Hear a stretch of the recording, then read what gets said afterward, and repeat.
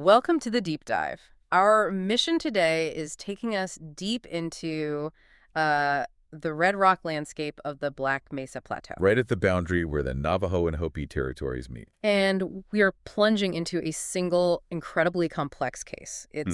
It's really a horrifying collision of ancient spiritual law, modern narcotics trafficking, and a vengeance plot so meticulous it almost reads like a tragedy. It's amazing how densely packed the source material is on this. You've got three mysteries that seem, completely unrelated at first. They Right. happen almost at the same time. There's a mutilated body that's clearly been left as some kind of message. Okay. Then you have a sophisticated drug plane that crashes with, millions in cargo. And finally, this repeated sort of senseless vandalism of a single government windmill. And our deep dive today is to show you exactly how these three threads were woven together, all by the actions of one man who was consumed by what the Navajo call the dark wind. And the whole investigation, it really hinges on one person, Navajo tribal police officer Jim Chee. He's our guide through this whole treacherous landscape. And he's under immense pressure, isn't he? He's got these DEA agents breathing down his neck, and they immediately suspect him of stealing the drugs. Immediately. Yeah. And at the same time, he has to respect these extreme cultural concerns of the Hopi people, who are looking at this whole thing as like a sign of impending spiritual doom. It's a fantastic study in jurisdiction versus tradition. It really is. You've got Chee, who's this man trying to walk the line between modern law enforcement and his own training to become a Yadali singer or a medicine man. Right. And he realizes almost instantly that the Bahano, the white man's rules, they're not going to solve these crimes out in the desert. The answers only start to come out when he looks at the higher laws, the laws governing the land and the people. So let's start where he should have started, with that initial discovery. Because the details were so unsettling that the witnesses, they chose to hide the truth. That's the perfect place to begin. So we start with the body. It's a young man. Later we find out he's at least part Navajo, named Joseph Musket. He's discovered near the Spruce Shrine at Kasigi Spring. Which is a very, very sacred area. Incredibly sacred. And the person who finds him is Albert Lomatewa, known as the Messenger, and his guardians, including a young boy from the Flute clan, Tuvi. And the key thing here is the body wasn't hidden. It wasn't dumped. It was placed. Placed. And that placement is the first huge clue, isn't it? It's the detail that stops Chee in his tracks later on. Lomatewa and Tuvi are on a trail, probably doing something related to the drought, when the boy spots it. What does he see? He sees a brown leather boot, a new one, and it's standing perfectly upright, right in the middle of the path. The toe is pointing directly at them. Like a signpost. Exactly. And just past that boot, sort of behind a big granite boulder, is the second boot. Yeah. And then the body. So it's an almost ritualistic placement, which is totally at odds with the violence of the death, right? He was shot once just above the right eye. Precisely. But the trauma to the body, that's what makes Lomatewa instantly realize this isn't a normal murder.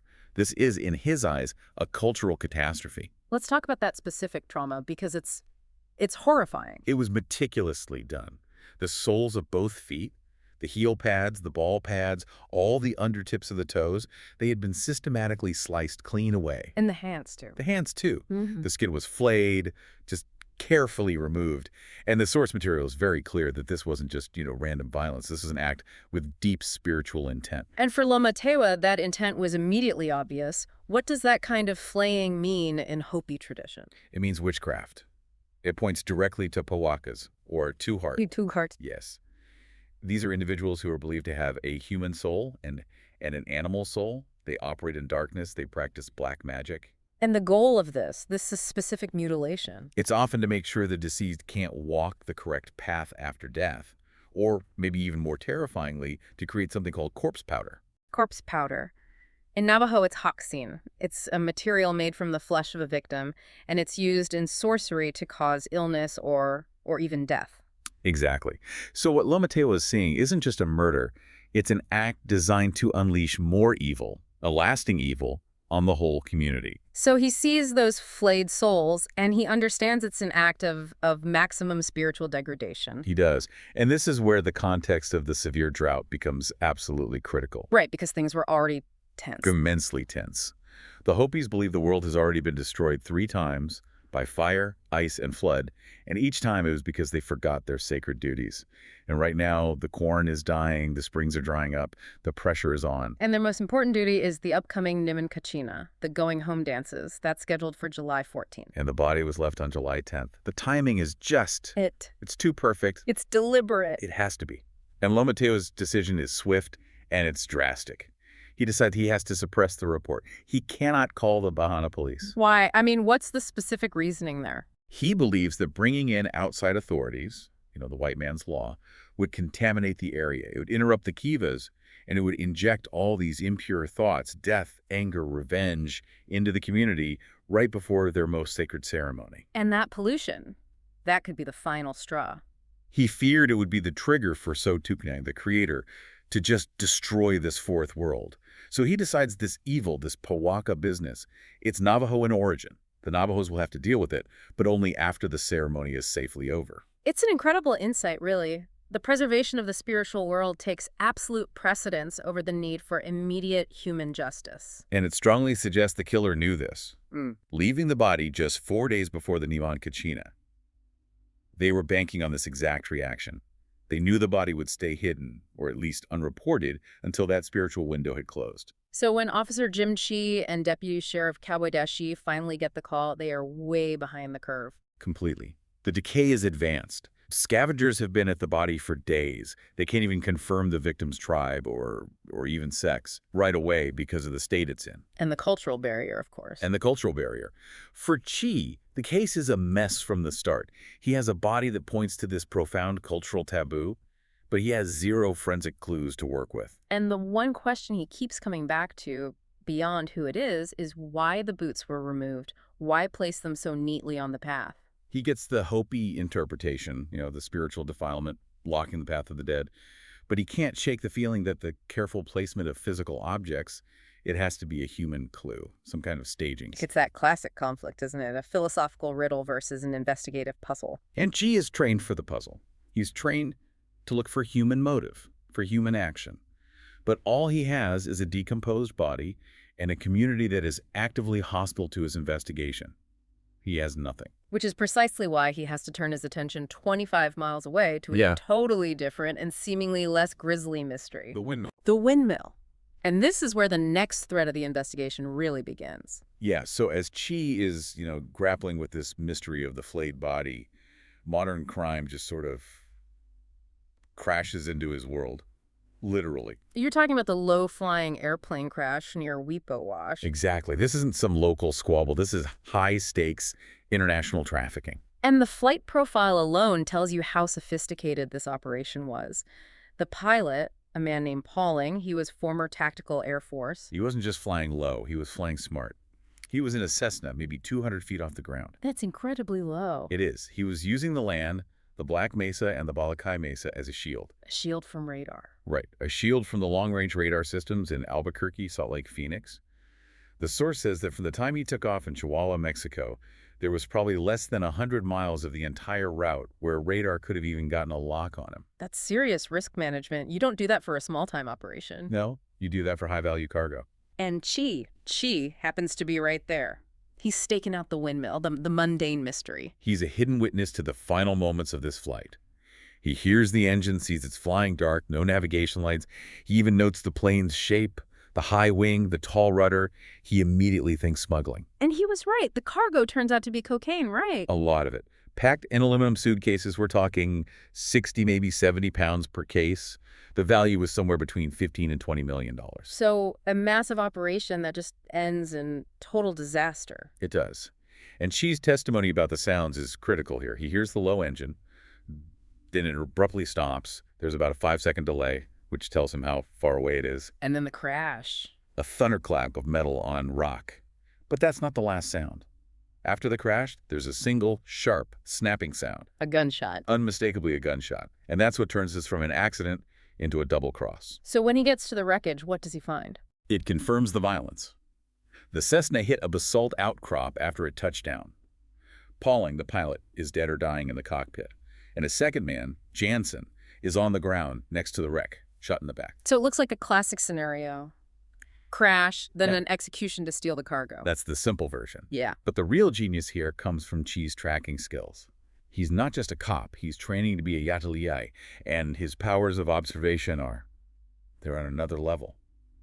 He reads the sand like a book. And what does the sand tell him? It tells him something shocking. First, this wasn't an emergency landing. Pauling had practiced landing in that exact spot at least 3 times the night before. They practiced. He did.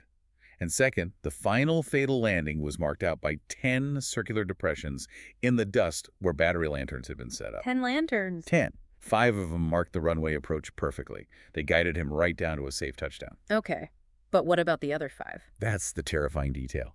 The other 5 were placed beyond the basalt outcrop. Beyond it, what does that mean? It means Pauling touched down successfully, guided by the first 5 lanterns.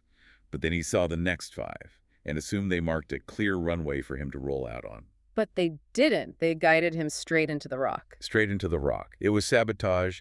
It was a setup by the receiving party designed to make sure that plane either crashed or, at the very least, could never take off again once the cargo was delivered. And this evidence, the lantern pattern, that puts Chee on a collision course with the feds, who show up pretty quickly. They sweep in fast. Enter DEA Agent Johnson. The source material describes him as tall, lean, operating with this arrogant confidence. He doesn't care about Chee's local knowledge. Not at all. He's focused on one thing, the missing cargo. Yeah. And he is immediately suspicious of Chee. He thinks Chee either stole it or was part of the setup. The conflict comes down to footprints, doesn't it? It does. Johnson tries to trap him. He says the FBI found 5 sets of tracks at the crash site. Smooth soles, pointy toes, waffle soles, cowboy boots, and Chee's own boots. He suggests Chee was there with a whole crew waiting for the plane. But Chee knows that's not how it works. Right.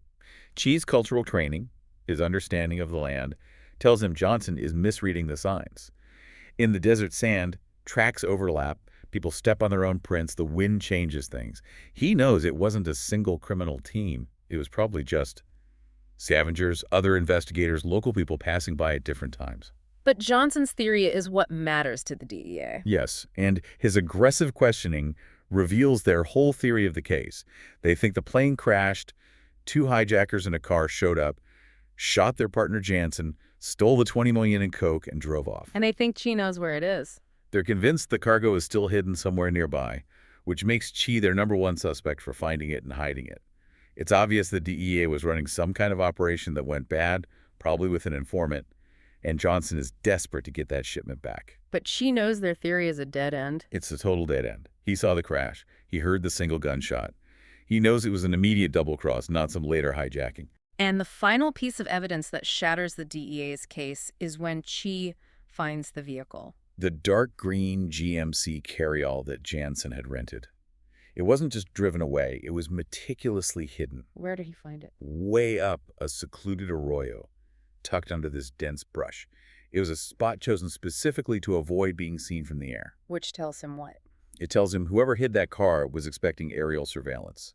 They were actively evading the DEA or the FBI. And inside the car, things get even more complicated. Way more complicated. He finds the body of another man, Richard Palancer. He's in the back seat, shot above the waist. And he's been dead for a while. A long while.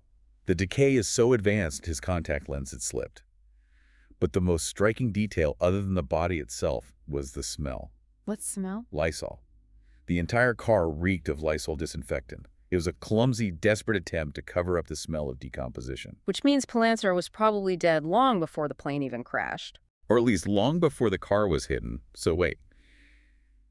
If Palancer, one of the main guys, was already dead, who set the extra 5 lanterns, who shot the pilot in Jansen, the DEA's neat little story about 2 hijackers just completely falls apart. Absolutely. The presence of Palancer's body, the Lysol, it raises the biggest question of all. Why was the cargo left behind? Exactly. Why go to all the trouble of staging this elaborate crash, killing 3 people, and then just walk away from $20 million? All the killer took were the battery lanterns. She realizes the motive wasn't theft, it was something else. And the only way to figure out that motive is to find the person who saw it all happen. The witness. The witness. And that witness is connected to the one case Chee was supposed to be working on all along, the vandalism of Windmill Subunit 6. And this is where the local, seemingly mundane problem just becomes the absolute pivot point of this entire investigation. Right. Chee was sent to the Tuba City district to look into this windmill. Let's give some context on that. The windmill was installed by the Office of Hopi Partitioned Land, the OPHL, and this is highly charged territory. It's former Navajo joint use land where Hopi families are being resettled. Exactly. So the logical suspects for the vandalism are the local Navajo residents, the Gishis and the Yazis, who are still upset about the land disputes. And the vandalism wasn't minor, was it? Not at all. The mill was repeatedly pulled over with horses and a rope. The gearbox was jammed, the connecting rod was kinked. This was persistent, targeted damage. But then the local trading post owner, Jake West, he kind of throws a wrench in that theory. He does, and Wes is a pivotal character, as we'll see. He points out that the local Navajos are gossiping about it, which they wouldn't do if one of their own was the vandal. West's theory is that the person doing it is someone who really hates it, but isn't a local. Or maybe someone who was offended by it being Cahopi. Cahopi, that's the key word, isn't it? It's the whole key. It means against the Hopi way, or anti-Hopi. If a Navajo did it, it would just be against Navajo interests. But Cahopi, that suggests the motive is cultural. It's a spiritual justification, not just political spite. And Chee, with his focus on tracking and observation, starts to connect the dots. Who follows the logic of the land, the cultural context, and it leads him right back to Kasigi Spring. The same place where the mutilated body of Joseph Muscat was found? Exactly. And that's where he has this profound realization. He finds a long-used Hopi shrine in a nearby arroyo, and it's full of pehos, prayer plims. Sacred offerings for rain? Yes, but the offerings were being refused. They are sometimes knocked over. And she figures it out. The new windmill, well, the one drilled for the resettled families, it must have been drawing down the water table. It was draining the sacred seep that fed the spring. Correct. So the windmill, while it was providing a modern resource, was also performing a profound Cahopi act. It was violating the sacred balance of the land. It was poisoning the spring. In a spiritual sense, yes. The spirit of the spring was refusing the prayers because the land itself was being harmed. This changes everything for Chee. The vandalism isn't random malice anymore. No, it's an act of spiritual obligation. And the person who cared enough about that sacred spring to risk arrest, they must have been hidden nearby when that plane crashed. The sites are just too close. This realization forces Chee into a huge decision. He has to set aside procedure and appeal to this higher law. He focuses his investigation on the elderly Hopi who runs the mill, a man named Sakatewa. And Sakatewa is a figure of immense local respect. He's Fogclan, a member of the Yaya Society. Some even believe he has night vision. Right, Nakisainam, animal eyes. Yeah. Chee knows he can't just walk up to this man with a badge and start asking questions. He has to build rapport. He has to build it on a shared sacred responsibility. He does. He goes to see Sakatewa with Deputy Dashi, but Chee takes the lead. He speaks not just as a cop, but as a Navajo who is studying to be a singer. He appeals to their shared Dene and Hopi duty to protect Mother Earth. And the timing is perfect, I recall. Perfect. As they're talking, this massive thunderstorm, what the Navajos call male rain, starts rolling in with thunder and hail. Chee uses it. He affirms the Hopi power to call rain, framing the whole conversation inside this context of spiritual power. And he admits he knows Sakatewa is the vandal. He does, but he says he understands why, because the well was Cahopi, and that's the pivot point. Sakatewa realizes Chee sees the truth beyond the crime. And he talks. He admits he was breaking the windmill to try and plug the well, and then he reveals he was the hidden witness. He saw the whole thing. And what did he see? Give us the 3 key points. Okay, 1. He confirms the plane arrived, and a man on the ground, Pauling, flashed a light to guide it. 2. Right after the crash, the man with the pistol shot the man with the flashlight. It was an immediate, intentional double cross. And 3. This is the most important one. The man with the pistol then collected all the lanterns, left just one on a rock for light, and drove away. And crucially, he left the $20 million worth of cocaine behind. He walked away from the money. The motive was never theft. Never. Sakatewa confirms the killer spent time looking over the wreckage and the body of the pilot before he left. This confirms Chee's suspicion that the motive was personal. It was targeted. But Chee only gets this testimony by making a serious ethical compromise. A huge one. He makes a bargain with Sakatewa.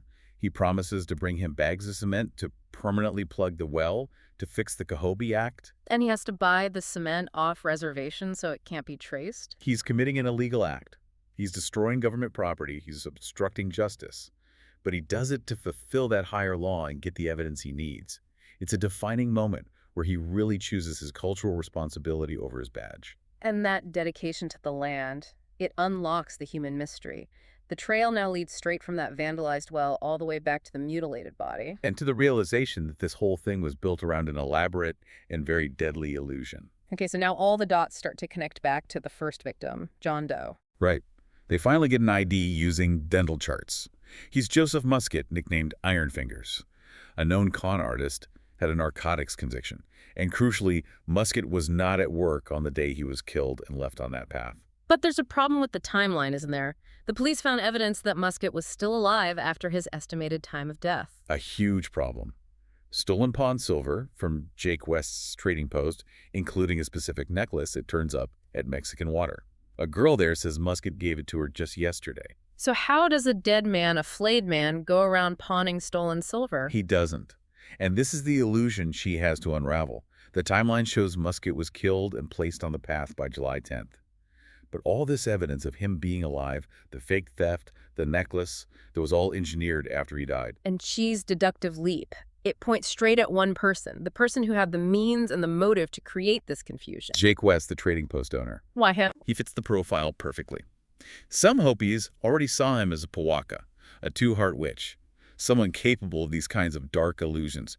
But more practically, West had the keys to the pawn storage. He had access. He had access, and he was an expert at sleight-of-hand card tricks. He had the unique skills to create the illusion that Muscat was alive and on the run. All to conceal Muscat's death and allow the drug heist to move forward. Exactly. Muscat was the inside man, the one double-crossing the dealers, and West was his accomplice, using Muscat's own death as a massive diversion. So West faked Muscat's survival to buy time. But if the motive wasn't the $20 million in coke at the crash site, what was it? Vengeance. This is where the concept of the dark wind comes in. Chee digs into West's past. And the motive just snaps into focus. West's son, Tom West, had been set up in prison by a narcotics agent, a setup that led directly to his death. So Jake West's entire incredibly elaborate plan, it wasn't about money at all. Not a bit of it. The sabotage plane, the multiple murders, the faked alibis, it was all about getting personal ultimate vengeance against the people responsible for his son's death. And for Chee, this is a profound philosophical conflict.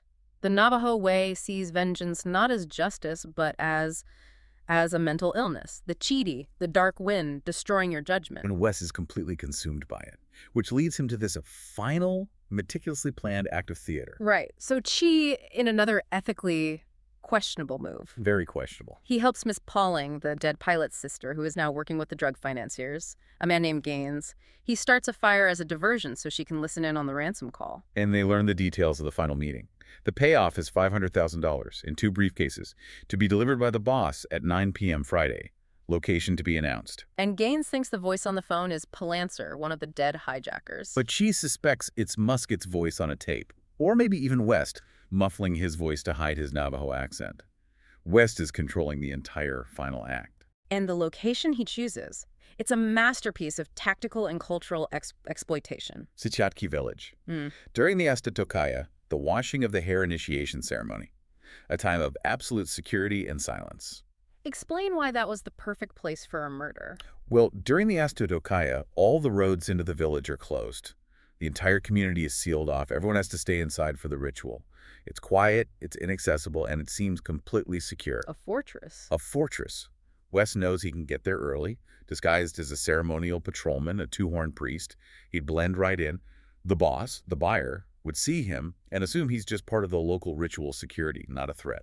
It's the ultimate misuse of a sacred ritual for a profane, violent end. It is. The stage is set. West arrives early, in disguise. But critically, he doesn't bring the money to the meeting spot. The buyers, the boss, and a bodyguard arrive on time in a dark blue Lincoln. And at exactly 9 o'clock, West makes his move. He approaches the boss, and the act of vengeance is instantaneous. And it is brutal. He uses a hunting knife. A dozen savage slashes to the throat. It is complete overkill. He is focused only on making sure this man dies, violently. And then he proves his motive. He leaves the money. He leaves the $500,000 in cash, right there in the briefcases. It was never about the money. It was about vengeance for his son. He wanted the boss dead. Chee, who has figured it all out, arrives and manages to handcuff West just as it ends. And the final layer is peeled back. DEA agent Johnson arrives. He tapped the line. He tracked West there. And in that moment, Johnson realizes Chee knows everything. He knows about the lanterns, Palancer's body, the whole vengeance motive. And Johnson's whole demeanor shifts. That arrogant confidence becomes cold calculation. He basically admits it all to Chee. He confirms he was the agent who set up Tom West in prison. And he implies he was involved in the deaths of Pauling Jansen and Palancer. Yes. They were all just loose ends, sacrifices to make sure that $20 million shipment never got delivered and to protect his own corrupt DEA operation. And then he tries to force Chee to tell him where the coke is. This is the moment Chee knows his own life is in danger. Johnson has killed everyone else. Chee is the last loose end. He is. And just then the environment itself intervenes. That thunderstorm, the male rain that's been building, it finally hits Sityodtki as a violent torrential cloudburst. Chee needs a distraction. So he tells Johnson the coke is in the trunk of his car. It's a bluff. Johnson is momentarily distracted by the thought of recovering the cargo. And that's all the time West needs. The vengeful father, handcuffed, near death, but with one final act left in him. In the driving rain, as Johnson moves to the trunk, West slams him against the car and then shoves him backward, shoves him right into the Palaca Wash. Which is now a raging flood. A raging torrent, swollen by all the rain streaming off the mesa, filled with boulders and debris. Johnson, the corrupt federal agent who started this whole chain of death, drowns in the floodwaters. A fate delivered by nature. And by West's final desperate act, West then collapses, bleeding internally, and dies right there. And the tally is just stark. Pauling, Jansen, Palancer, Musket, the boss, West, and Johnson, all of them gone. The darkness that began with a desecrated body is extinguished by an overwhelming display of natural power. It's an incredible, bloody, and complicated synthesis of justice. Every single active player in the greed and the corruption is dead. And Chee is left there, in the rain, with 2 suitcases full of cocaine, a dead Jake West, and a dead DEA agent who just drowned in a flash flood. So his challenge now is survival. How does he get out of this without getting entangled in a massive federal felony case? He's already committed an illegal act helping Sakateo plug the well. He's already obstructed a federal agent. He has. And his final choice is defined by his commitment to the Navajo way. He decides he's not going to report the cocaine to his Captain Largo. He's not going to report the exact way Johnson died. No. That choice lets him avoid all the crippling federal jurisdiction that would follow. It protects him from the consequences of West's final, devastating choice.